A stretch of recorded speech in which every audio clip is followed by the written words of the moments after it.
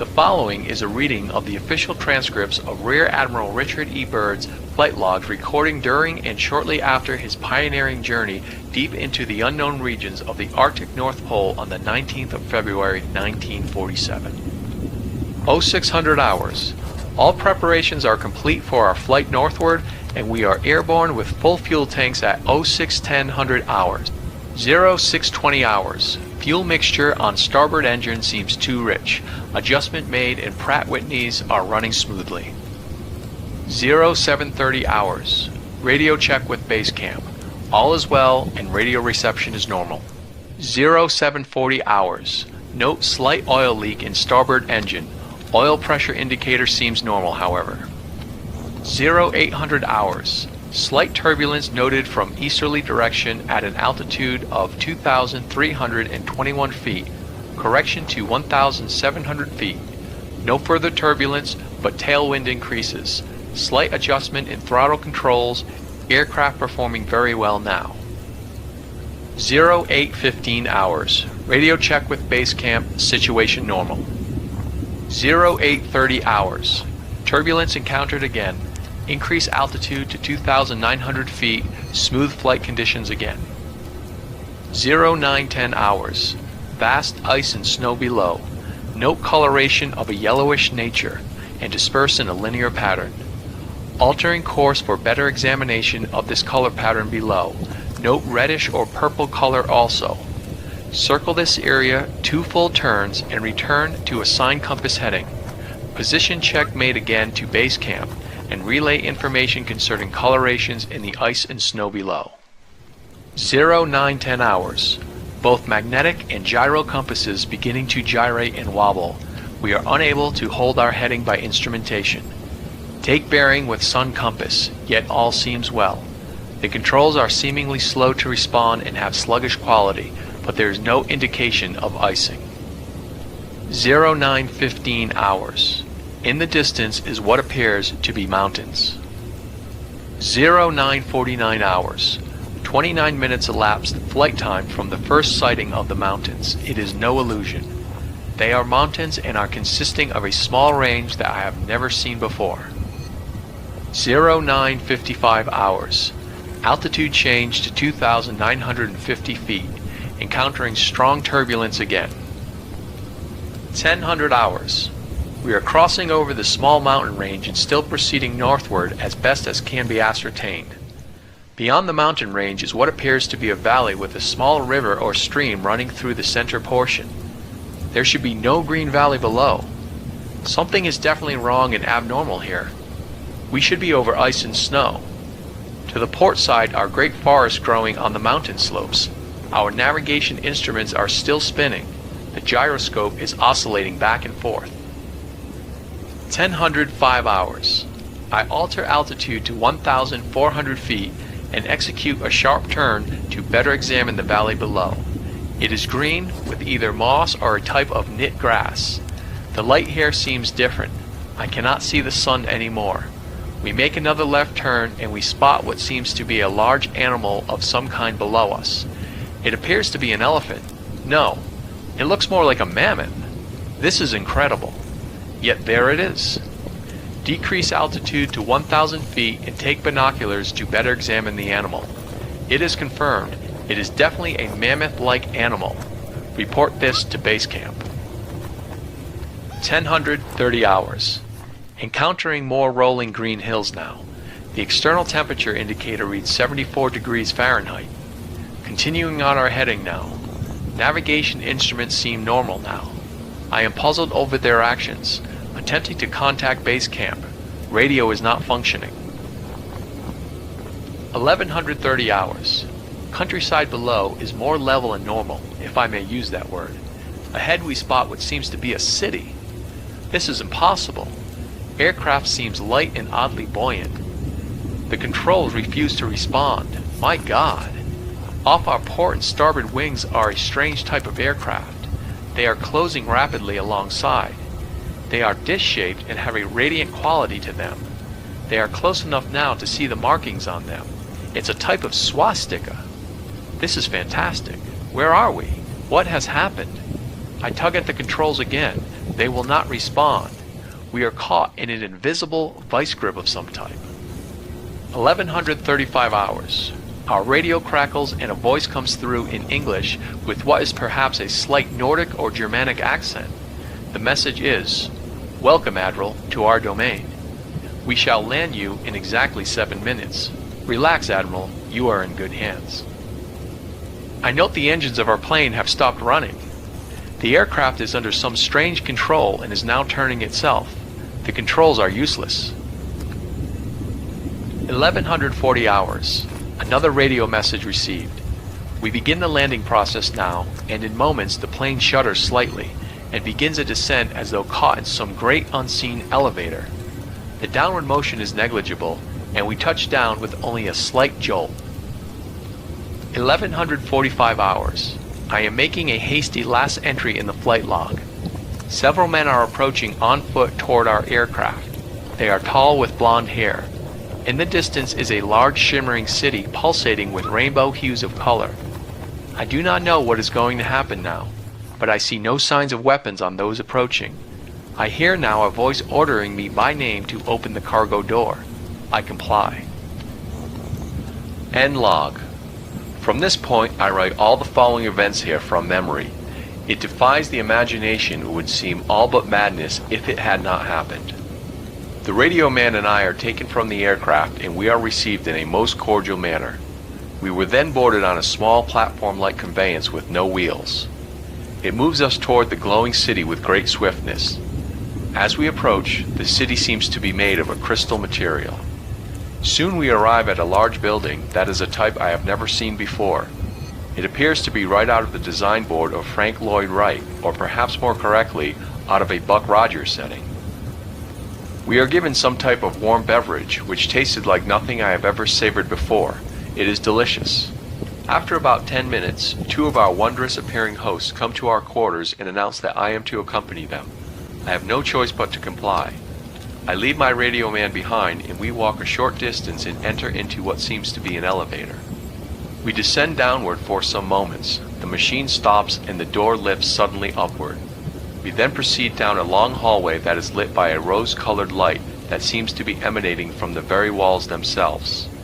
One of the beings motions for us to stop before a great door. Over the door is an inscription that I cannot read. The great door slides noiselessly open, and I am beckoned to enter. One of my hosts speaks. "Have no fear, Admiral. You are to have an audience with the Master." I step inside, and my eyes adjust to the beautiful coloration that seems to be filling the room completely. Then I begin to see my surroundings. What greeted my eyes is the most beautiful sight of an entire existence. It is in fact too beautiful and wondrous to describe.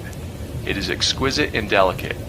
I do not think there exists a human term that can describe it in any detail with justice.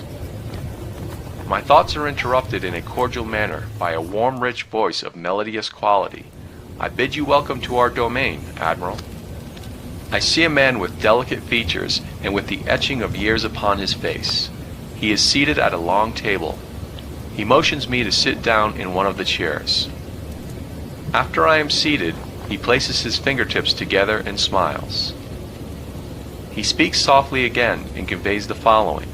"We have let you enter here because you are of noble character and well known on the surface world, Admiral." Surface world. I half gasped under my breath. "Yes," the Master replies with a smile. "You are in the domain of the Ariani, the inner world of Earth. We shall not long delay your mission, and you will be safely escorted back to the surface and for a distance beyond. But now, Admiral, I shall tell you why you have been summoned here. Our interest rightly begins just after your race exploded the first atomic bombs over Hiroshima and Nagasaki, Japan. It was at that alarming time we sent our flying machines, the Flugelrads, to your surface world to investigate what your race had done. That is of course past history now, my dear Admiral, but I must continue on. You see, we have never interfered before in your race's wars and barbarity, but now we must, for you have learned to tamper with a certain power that is not for man, namely, that of atomic energy. Our emissaries have already delivered messages to the powers of your world, and yet they do not heed. Now you have been chosen to be witness here that our world does exist. You see, our culture and science is many thousands of years beyond your race, Admiral." I interrupted, "But what does this have to do with me, sir?" The Master's eyes seemed to penetrate deeply into my mind, and after studying me for a few moments he replied, "Your race has reached the point of no return, for there are those among you who would destroy your very world rather than relinquish their power as they know it." I nodded, and the Master continued, "In 1945 and afterward, we tried to contact your race, but our efforts were met with hostility, and our Flugelrads were fired upon. Yes, even pursued with malice and animosity by your fighter planes. So now, I say to you, my son, there is a great storm gathering in your world, a black fury that will not spend itself for many years. There will be no answer in your arms. There will be no safety in your science. It may rage on until every flower of your culture is trampled, and all human things are leveled in vast chaos. Your recent war was only a prelude of what is yet to come for your race. We here see it more clearly with each hour. Do you say I am mistaken?" "No," I answer. "It happened once before. The Dark Ages came, and they lasted for more than 500 years. "Yes, my son," replied the Master. "The Dark Ages that will come now for your race will cover the earth like a pall. But I believe that some of your race will live through the storm. Beyond that, I cannot say. We see at a great distance a new world stirring from the ruins of your race, seeking its lost and legendary treasures, and they will be here, my son, safe in our keeping. When that time arrives, we shall come forward again to help you revive your culture and your race. Perhaps by then, you will have learned the futility of war and its strife, and after that time, certain of your culture and science will be returned for your race to begin anew. You, my son, are to return to the surface world with this message." With these closing words, our meeting seemed at an end. I stood for a moment as in a dream, but yet I knew this was reality, and for some strange reason, I bowed slightly, either out of respect or humility, I do not know which. Suddenly, I was again aware that the two beautiful hosts who had brought me here were again at my side. "This way, Admiral," mentioned one. I turned once more before leaving and looked back toward the Master. A gentle smile was etched on his delicate and ancient face. "Farewell, my son," he spoke. Then he gestured with a lovely slender hand a motion of peace, and our meeting was truly ended. Quickly, we walked back through the great door of the Master's chamber and once again entered into the elevator. The door slid silently downward, and we were once again going upward. One of my hosts spoke again. "We must now make haste, Admiral, as the Master desires to delay you no longer on your scheduled timetable, and you must return with his message to your race." I said nothing. All of this was almost beyond belief, and once again my thoughts were interrupted as we stopped. I entered the room and was again with my radio man. He had an anxious expression on his face. As I approached, I said, "It is all right, Howie. It is all right." The two beings motioned us toward the awaiting conveyance. We boarded and soon arrived back at the aircraft. The engines were idling and we boarded immediately. The whole atmosphere seemed charged now with a certain air of urgency. After the cargo door was closed, the aircraft was immediately lifted by that unseen force until we reached an altitude of 2,700 feet. Two of the aircraft were alongside for some distance, guiding us on our return way. I must state here, the airspeed indicator registered no reading, yet we were moving along at a very rapid rate. Entry flight log continues. 0215 hours. A radio message comes through. "We are leaving you now, Admiral. Your controls are free. Auf Wiedersehen." We watched for a moment as the Flugelrads disappeared into the pale blue sky. The aircraft suddenly felt as though caught in a sharp downdraft for a moment. We quickly recovered her control. We do not speak for some time. Each man has his thoughts. 0220 hours. We are again over the vast areas of ice and snow, approximately 27 minutes from base camp. We radio them, they respond. We report all conditions normal. Normal.